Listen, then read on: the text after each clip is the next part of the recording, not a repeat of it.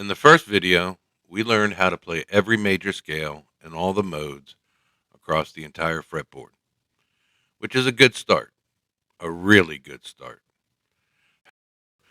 We're limiting ourselves when we move up and down the fretboard. We're only moving 2 frets. In this video, we're going to learn how to move up and down the fretboard besides just moving 2 frets. Be very important when we watch the next video, part 3 of the finger shape system.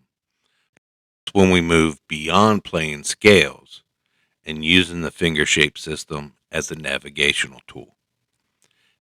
Part 3 will also introduce how we are going to use the finger shapes to tell us which notes are the important notes, or which notes besides the root note are the notes we should probably pay attention to.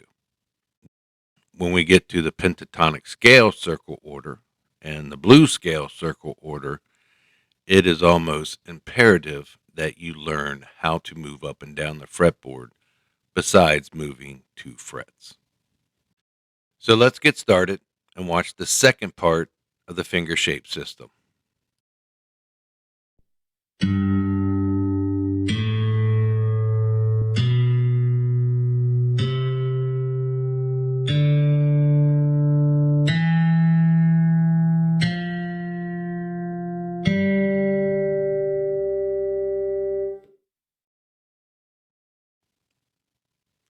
So now we're going to learn morphing.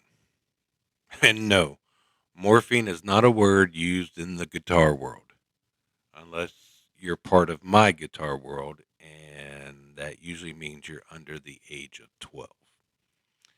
And it definitely is not a music term. I'm going to continue using it throughout this video because the word actually helps in reducing confusion. And it actually is a way to distinguish the different things we're going to be doing.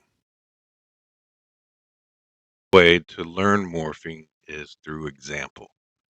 The example I'm going to use is going to be one I'm pretty sure most of you are going to remember, and a lot of you will start using. So to morph, what we're doing is taking a finger shape and we're using the last note of the finger shape to make a new finger shape. That finger shape morphs into the first blue finger shape. That we move our index finger to the last note of the finger shape, ring finger when playing the red finger shape. That will now be the first note in the first blue finger shape.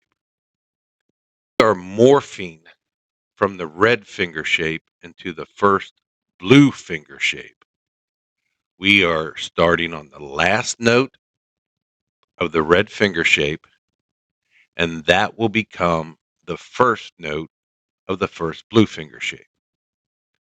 When I refer to morphing into, that is always telling you we are moving up the fretboard. The way to learn anything new is by comparing it to how we originally did it. Play the A minor scale the way we originally learned how to move across the fretboard when playing scales. If you remember, a minor scale is started by using a blue finger shape and another blue finger shape. I'm going to start on the A found on the thickest string, 5th fret. I'll play blue, move to the string below it, and play another blue, move to the string below it, and play red. I'm going to stay on the same string and move up 2 frets and play the next finger shape, which is green. Move to the string below and play the next finger shape, which is another green. And this is how we originally learned how to move across the fretboard when playing a scale. And we can continue using this method. Look at playing the A minor scale and morphing the red finger shape into the first blue finger shape. Now I'm going to play the A minor scale and I'm going to use morphing. I'm going to start again on the A note found on the thickest string, 5th fret. And to start a minor scale, we use the finger shapes blue, blue. So I'll play blue, move to the string below it, and play another blue. Move to the string below it, and play red. Now I'm going to morph the red finger shape into the first blue finger shape. So I will play A, B, C. I'll now move to the string below it and play the next finger shape, which is the second blue finger shape. Move to the string below it. I have to shift up 1 fret because of rule 1 and play the next finger shape, which is red. And now I'm going to morph the red finger shape into the first blue finger shape. So I will play A, then B, then C.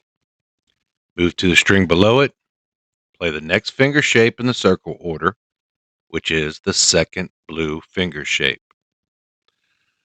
I'm now going to move along the same string and move up the fretboard 2 frets and play the next finger shape, which is red. And then I'm going to move 2 frets up the same string and play the next finger shape, which is the first green finger shape.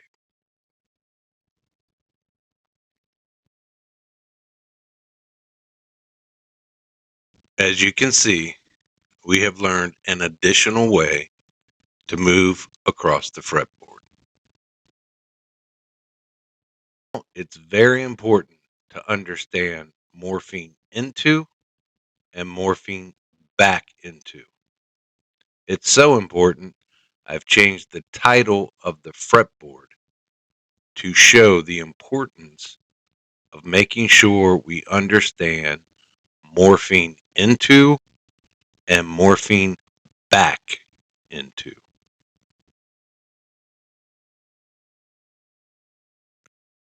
It is very important to understand the red finger shape morphs into the first blue finger shape, and the first blue finger shape morphs back into the red finger shape.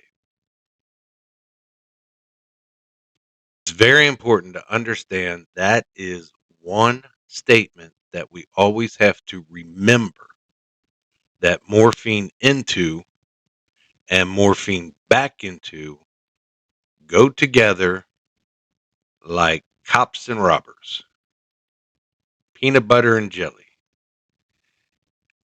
Can't think of anything else, but it's very important to understand morphs into and morphs back into. Now, the most important thing we have to remember is when we are morphing into another shape, we are moving up the fretboard.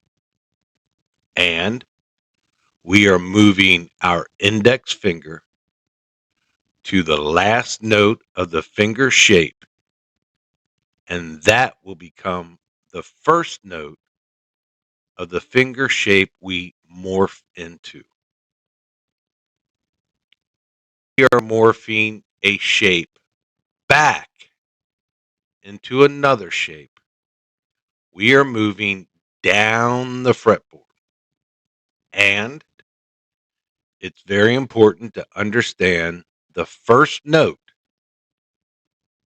of the finger shape we're morphing from is the last note of the finger shape we're morphing back into. We need to remember that the red finger shape morphs into the first blue finger shape, and the first blue finger shape morphs back into the red finger shape. The way to remember this is to practice just doing the morphing into and the morphing back into. Do is start on the A note, thickest string, 5th fret. Do the startup order of blue, blue, red, morph red into blue, and then move to the string below it and play the second blue finger shape. At this point, play the scale in descending order. You'll play F, E, D, move to the string above it, and play the first blue finger shape. At this point, tell yourself, the first blue finger shape morphs back into the red finger shape. Then move to the string above it, play the second blue finger shape, move to the string above it, and play the first blue finger shape.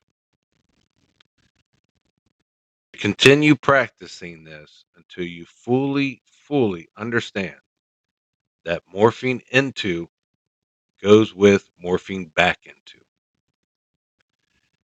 We'll look at why it's so important.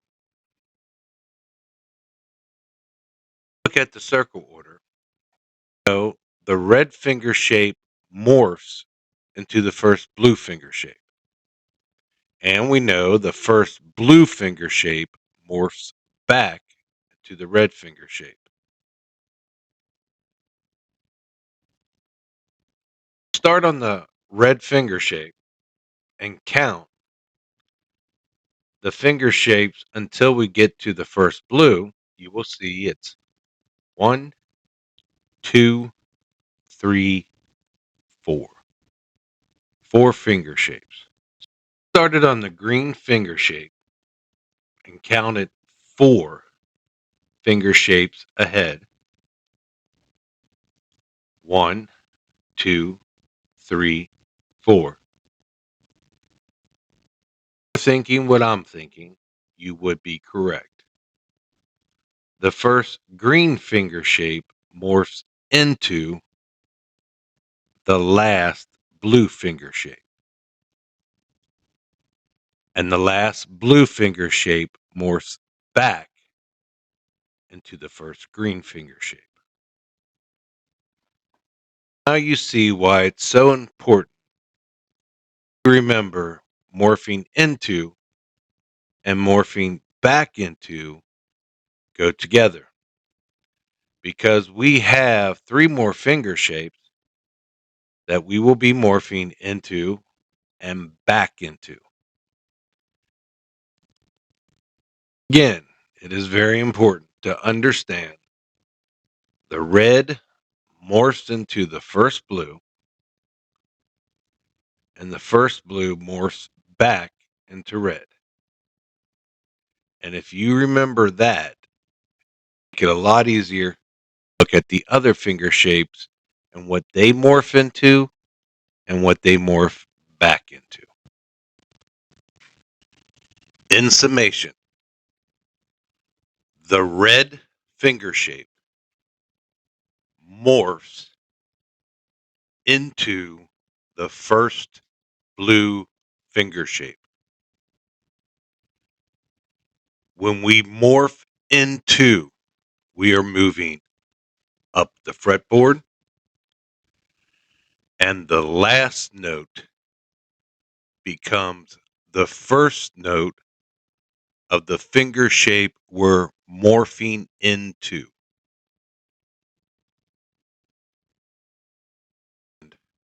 The first blue finger shape morphs back into the red finger shape.